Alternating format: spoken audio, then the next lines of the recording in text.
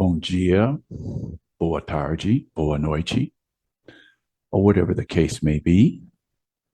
My name is Marcus, and I am the host of the Black Brazil Today YouTube channel, as well as the blackbraziltoday.com blog, where I analyze Brazil from the perspective of race. So first off, just want to inform everybody that, finally I'm back here in Sao Paulo. Just been here for a few days, not going to be here for long. Got some things to take care of here before I return to the US. But happy to be here, connecting with some people I haven't seen for, about a year and a half, almost 2 years now. Should be here for a few more days, probably up until next week.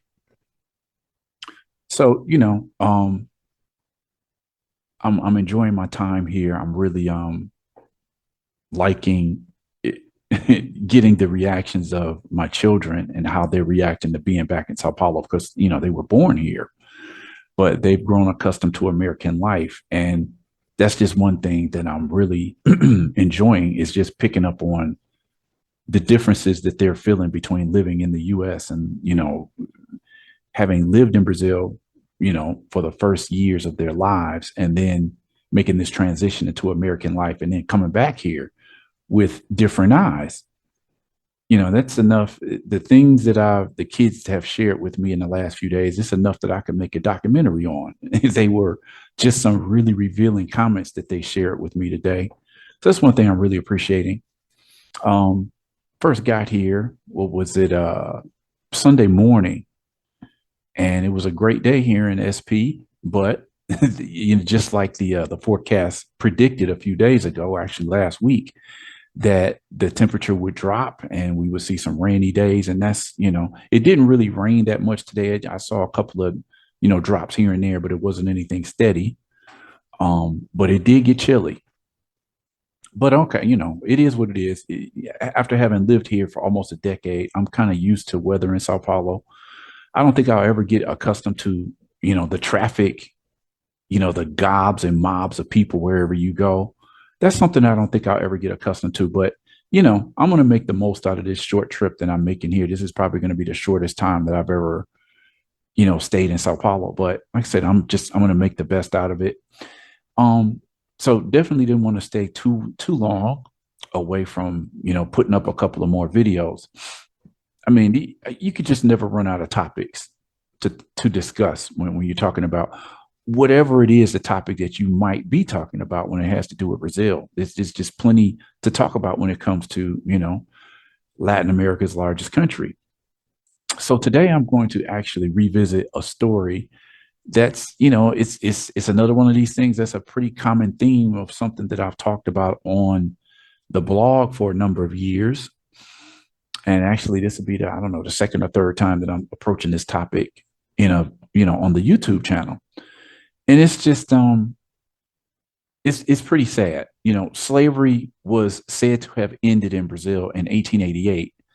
And Brazil was said to be the last country in the Americas that abolished the regime of slavery. That was in 1888. So out of all the countries in the Americas, Brazil was the last country to end the slave era, 25 years after the United States. So you had slavery all through the Americas, and Brazil was the recipient of the largest number of enslaved Africans, and it was also the last country again to abolish this, we can say, inhumane institution. But a disturbing fact that I've had to deal with for a while now is the fact that looking at Brazil today, you still have a lot of people who are actually, they can't call it actual slavery, but they consider it conditions that are analogous to slavery, people working in slave-like conditions. And I'll continue to say it, no matter what topic that I cover on this channel or on the blog. There's so many different topics that you could just focus your whole channel or your whole blog on just one particular topic. And unfortunately, talking about Brazilians working in conditions analogous to slavery, I could dedicate a whole blog to that too, because it's so common that it's just unexpected. You would think Okay, in the middle, the middle of the, the second going on third, or the actual third decade of the 21st century, and you're still talking about people working in conditions that are similar to slavery. It's really unheard of. It's kind of shocking if you think about it. But here we go again. I've covered a number of stories that talk about this over the last few years, and as much as I would like to just forget that this exists, can't do it. It's something that happens, and it's something that we have to talk about. As much as there's so many things about Brazil that I like, there are plenty of things that I can't get with. Anybody who's lived in Brazil for a number of, just say, even months or years, just like in any other country, you're going to come across things that you love, things that you like, things that you deal with, and things that you absolutely don't like. So obviously, given Brazil's long history with slavery, this is something that I don't know, people like try to push this under the rug, but as much as you try to ignore this topic, it keeps coming up.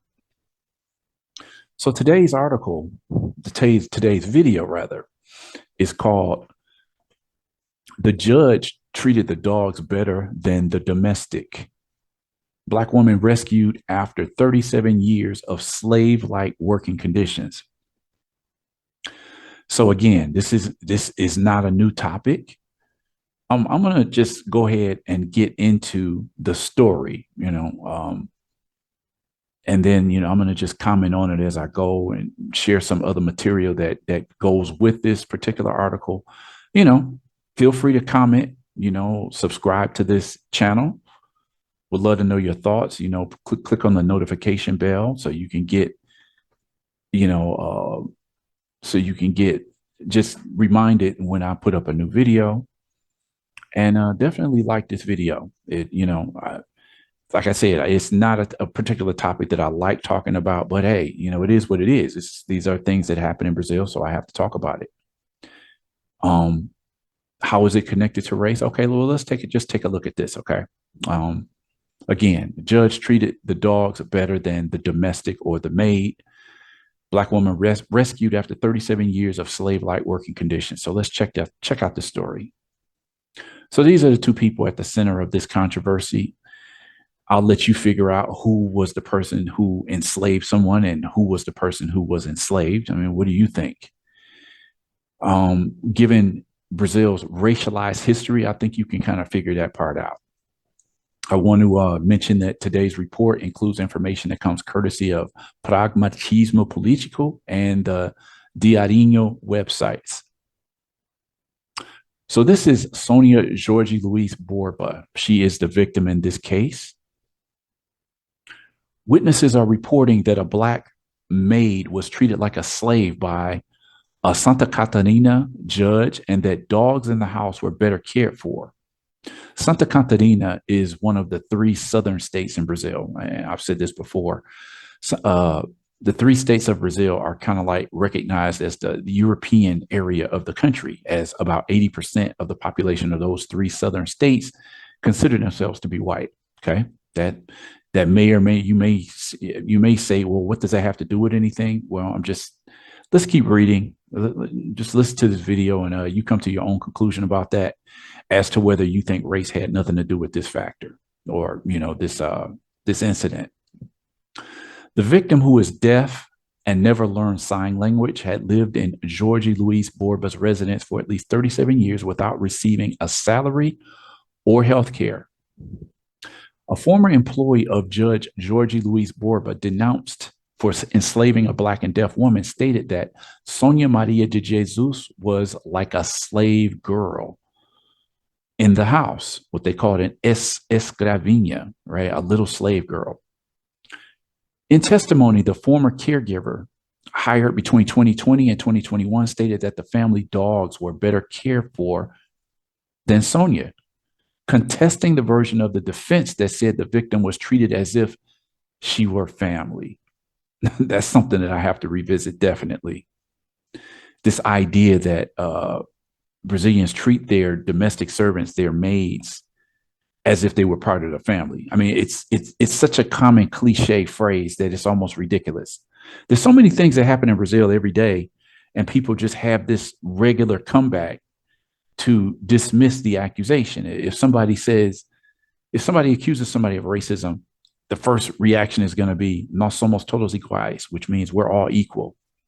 If you uh, approach or say something to a person who's thought to be of a higher class than you, then the person will automatically respond to you like, "Do you know who you're talking to?" And in this case, when any accusations of treating domestic, the maids in the home as if they, were less than people or something, if you denying them their rights, paying them a very small salary, people will respond today by saying, "Oh, well, she's just like part of the family." It's pretty common. I'm going to show you that in a minute, but let's keep going. The same former employee reported to the authorities that Sonia led a life as a domestic worker without receiving a salary. The witness also said that the victim slept in a room in the back of the house and bathed Sonia because she suffered from a rash under her breast because she didn't have a bra. This is another thing that you find often is that, you'll have the quarters where the maid will stay. A lot of people compare this setup in people's homes as if it was the old, the slave era where the slaves had, what they call in Brazil, they call them the senzalas, the slave quarters, right? So, and some people make this connection, like, the domestic worker living in the home of a middle class, elite, or rich family. They're almost it's almost like a symbol of an era of slavery that supposedly ended, but symbolically it appears the same. A former cleaning woman who worked in the house between 2015 and 2016 defined Sonia as a mucama. A mucama is obviously it's a Portuguese term. It means an enslaved woman who did domestic work. Mucama also refers to what they call a wet nurse, a person who breastfeeds the children back in the slave days of, the master's children, you know. So that's what it's like. Whoever witnessed this was saying that Sonia was basically a mucama in the house. She worked. I don't know if there was anything involved where, she tended to the children or anything, but this is just how this witness saw her when she was in this family home. Another former journalist also confirmed the allegations in the case. She said she saw Sonia as a worker who was not family, since the judge's daughters have everything and Sonia didn't. Okay, another picture of Sonia. So let's remember the case. The investigation began after an anonymous complaint in November of 2022 that reported the existence of a worker with no labor rights, according to tax auditor Humberto Camasmi. The labor prosecutor's office carried out investigations, talked to workers who worked in the residence for different periods, and confirmed the complaint. There was an employment relationship without any rights guaranteed under the cloak of a person who was almost family, he said. Sonia now lives temporarily in a shelter for women victims of violence and will take classes in Libras, which is the Brazilian sign language. Remember, she's deaf. The woman had resided in Borba's house for at least 37 years since the age of 10 without receiving a salary or health care, according to the labor prosecutor's office representation. Now, this is what I found intriguing. Somebody's talking about this. I saw this in a TikTok video. And, this is the judge who's being accused of holding her as a slave for 37 years, Jorge Luiz Borba. And it says here, he's an appeals court judge. And again, the state of Santa Catarina. He was the president of the first chamber of public law. And this is what really was interesting to me. He has a postgraduate degree in labor law. A postgrad degree in labor law, but yet he's got this woman in his house for almost 4 decades who he's not paying and doesn't have any sort of labor rights. The very topic that he has an advanced degree in. How intriguing is that? Now, talking about the victim here, Sonia, she allegedly lost her hearing after being beaten by her father in childhood. At the age of 9, she was taken from a children's shelter in Sao Paulo by the judge's mother-in-law. At age 11, she was given to Jorge Luiz Borba and his wife, Ana Cristina Gayoto Borba, to live with the family. Sonia slept in maids' quarters both in the family home in Blumenau, which is a city in Santa Catarina, even before the judge became a judge, and in the house in the capital where she ate meals together with other maids. After the repercussions of the case, which caused national indignation, the judge said that he would file a judicial request for the recognition of Sonia's effective filiation, guaranteeing her hereditary rights. So, what they're saying here is that this judge, after all of this has come out, he's saying he wants to recognize her as like a daughter in his family. Almost see it as a ploy to try to deflect, what was going on for these last, 4 decades. Okay, now she's officially going to be part of the family. We'll see how that works out. Yeah, it's intriguing that he reacts this way after these accusations come out. In a note signed by the couple and their 4 children, the family said they were surprised by the accusation of slave-like treatment to Sonia. The couple also informed that they will accept all suggestions from the public authorities in addition to the measures they have already adopted throughout their lives to benefit Sonia. In addition, they emphasized that they will collaborate with the investigation so that no doubts remain about the factual situation existing in relation to Sonia, and so that the investigations progress quickly in order to allow the resumption of the family's life. Okay. Again, Sonia and this judge who kept her in his home for almost 4 decades with no pay or health care. The Borba family claims that the woman was like, again, a member of the family and that her purposes were humanitarian. Although the couple claims that Sonia was treated as a family member, the MPT, or public prosecution's office, says that the woman did not receive education to read or write, nor did she learn the Brazilian sign language known as Libras. She communicated precariously through simple gestures, only understood by those who lived with her inside the residence, and had no social interaction outside the environment of this family. Yeah, she's like one of the family. Okay, so she doesn't have a life outside the family. This family is all she knows. She doesn't know how to read and write, doesn't even know sign language, but yet she's considered one of the family, right? No money, no income, and no labor rights, no family, no health care, anything like that. But she's one of the family. Yeah. Unlike the couple's biological children, she only started to have health insurance, a CPF, RG, and voter's registration card in 2021. Now, the CPF and the RG are the 2 most common like identification forms that people have in Brazil. People, even a foreigner living in Brazil can quickly get a CPF. The Registro Geral is another form of documentation that identifies people who live there. So they're saying she only started to have health care, a CPF, and an RG number and a voter's registration card in 2021. Before this date, her only document was her birth certificate. Sonia was taken in by a social and psychological assistance entity. At the shelter, she's being taught to read and write and taking Libra classes so that she can tell her own story. The work also involves the socialization of Sonia with other deaf people, playful activities, sports, and learning. The public prosecution office is demanding the payment of labor debts for the woman. The case was taken to, again, the public prosecution office for measures in the criminal sphere against the judge. Intriguing that it's a person who is supposed to be upholding the law who's doing something like this. The request to adopt the woman rescued from conditions of slavery does not reset the past, notes the prosecutor, Liz Sobral Cardozo.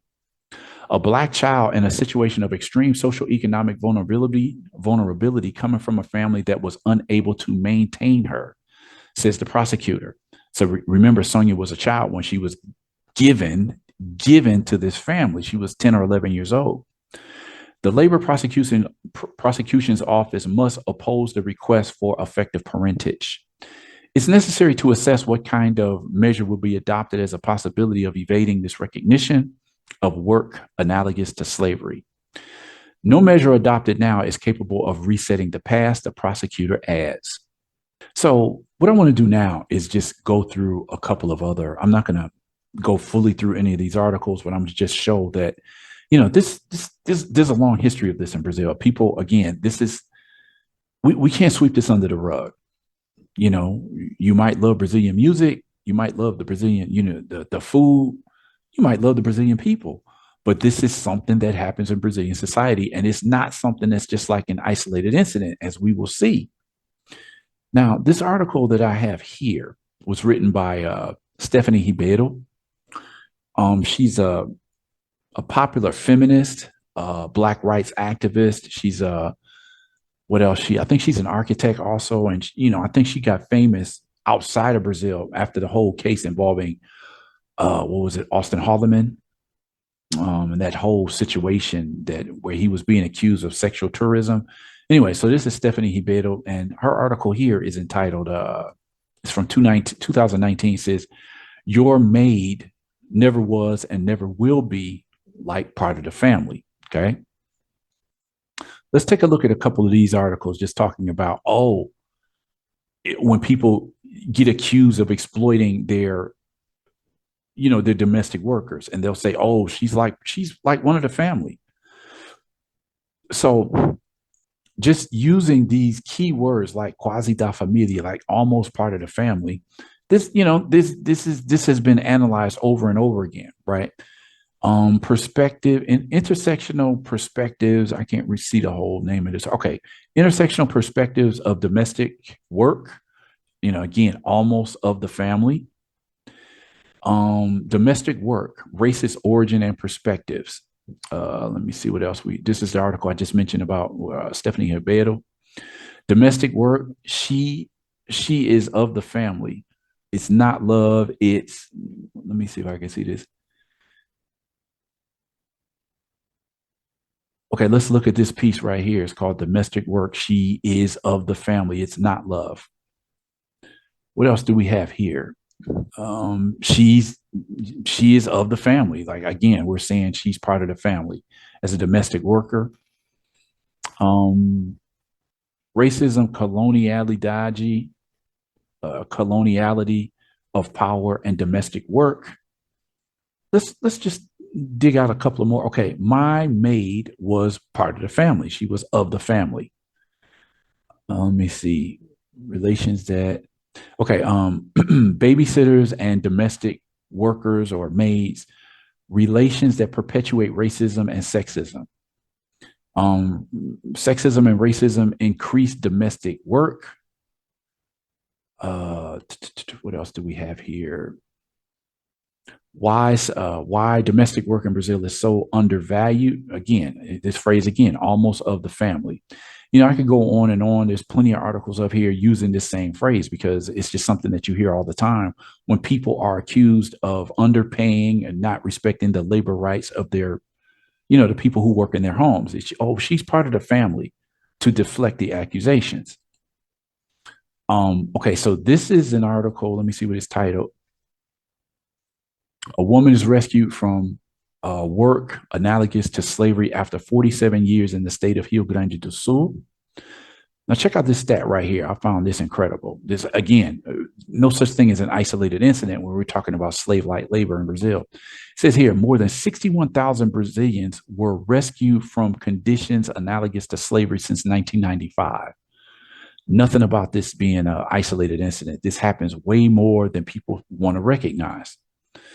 Okay, this is another, just using keywords, rescued from conditions analogous to slavery. I'm not going to get into all these articles, but just look at the headlines. More than 200 workers, this is from March of 2020, a couple of months ago, back in March, more than 200 workers rescued in conditions analogous to slavery. This is a similar article. Looks like it's talking about the same piece there. Look at this, April 2023, from the state of Minas Gerais, more than 110 workers are rescued from conditions analogous to slavery and slave work. In 26 years, more than 800 people were, rescued from conditions analogous to slavery in the state of Alagoas. Think about the 800 people in 26 years, and this is in the northeastern state of Alagoas. 1,201 workers. Let me see if I can find. 1,201 workers in conditions analogous to slavery this year. This is from 2023. 10 workers in conditions analogous to slavery. Let me see. Rescued in Minas Gerais, again, a state in southeastern Brazil. Operation rescues more than 200 workers in conditions analogous to slavery. Looks like this happened in Rio Grande do Sul, again, one of the 3 southern states in the country. This goes on and on. 110 people rescued, 200 people rescued. Another story from Minas Gerais, slave work in Minas Gerais. Let me see. Let's see. Okay, here's that stat again. More than 61,000 Brazilians were rescued from conditions analogous to slavery since 1995. I'm going to just take a look at one more page, see if there's anything else. May 3rd. Now, this article, obviously, they tied to the date of May 13th. And the reason for that is May 13th is always recognized as the day that slavery ended in Brazil in 1888.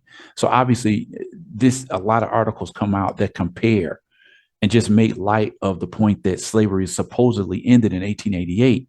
And this is May 13, 2023. And they're talking about more than 1.2 thousand people were rescued from conditions analogous to slavery in 2023. A man is rescued in a situation analogous to slavery in, what is it? In West Santa Catarina. Okay, so the very same state that I'm talking about today. 56 people rescued. An elderly person rescued from a condition of analogous to slavery. So it just goes on and on. Saying here, 4 Argentines were rescued in conditions analogous to slavery. So, Bolivians. So these are a lot of people that end up coming to Brazil and they end up getting caught up in slave labor. And the vast majority are obviously Brazilians, but then you get foreigners coming to the country and then they end up in these conditions similar to slavery. This can go on and on. I'm not going to stay on that, but I just wanted to give you an idea. Like, this is not an isolated incident. This is stuff that I've covered on the blog myself. Slavery in 2020, people working in conditions analogous to slavery. Listen to this cover story here. May 13, 2013, again, connecting to the 1888 May 13th date when slavery was supposedly ended.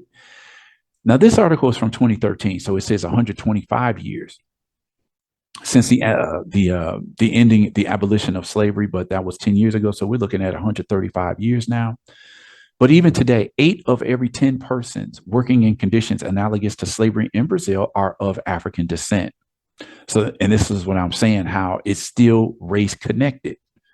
People still make jokes about the connection of Black Brazilians with the slave history, 89-year-old Black woman subjected to slavery in the city of Santos for 50 years. This was a big story. Woman living in conditions similar to slavery for 38 years was released by authorities. This is from 2020. So on and on. Family that enslaved Black woman for 38 years puts apartment up for sale to pay her indemnity. Victim is slowly recovering from ordeal. And that was a horrific story. And you could tell how this woman was physically, and emotionally, psychologically, when you saw the pictures of her when she worked for this family for 37 years and when she was finally freed from that work. It was a shocking difference between how she looked when she was rescued and then after a couple of months after she started getting her normal life back together. Preta Hara releases a book on the work of experiences of hundreds of maids. So some of the stuff that maids talk about today, if you listen to what some of these women talk about, it's almost like slavery never ended. They talk about the way some of these elite families treat them. Black girls aged 10 to 14, descendants of runaway slave communities, victims of rape, worked as maids in middle-class homes of powerful elite white elites. Headline says it all. What else do we have here? This was a story I did back in 2015 where this story was just talking about looking at the comments a lot of Brazilians were making in social networks. It gave the idea that Brazil still has a nostalgic feeling about slavery. Okay. My maid. So this is a picture, if I'm not mistaken, is from Brazil's slave era. And it's just talking about some of the things that people of middle-class homes and how they talk about the maids and the cleaning people or the cooks inside their home. Okay. So Brazil has a long history, as I said, over 350 years of slavery, the country that enslaved the most African, persons from the African continent. And they kept the slavery regime going longer than any other country in the Americas. So this is the Brazil that we're talking about today. Here it is in the 21st century, and we're still talking about people working in conditions similar to slavery. So what did you think about this story today? I'm curious to know. It'd be great if you can like this video, share this video, drop a comment in the comment section. Click on that notification bell so that you'll be one of the first people to receive updates that I have released a new video. And with that said, I'm going to end this video here and ask you to come back and check out the next video that I post.